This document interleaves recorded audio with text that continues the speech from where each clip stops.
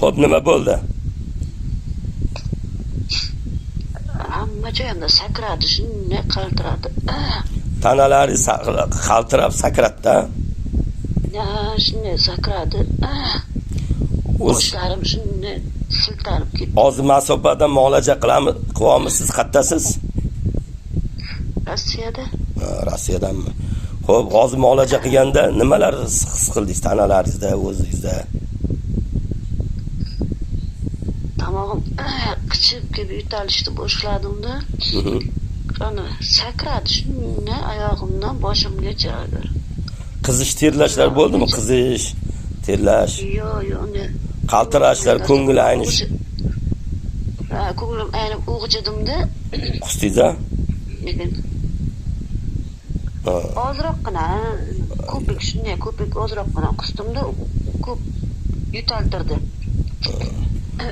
Qo'yib yubordimi hozir? Ancha yaxshimi? Ya, boshim o'zira ochildi. Yaxshi. Hozir 1 minut.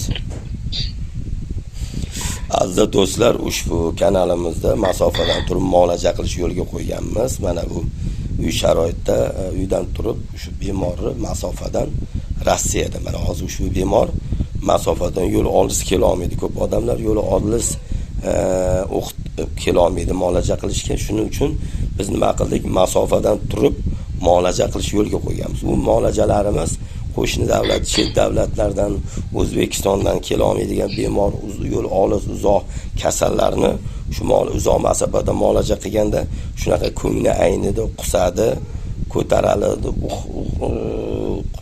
qiziydi, shunaqa tana qisriydi va qaltiriydi, qusib qayt qilib va tozalanish boshlaydi va hojatxonaga ham yuguradi.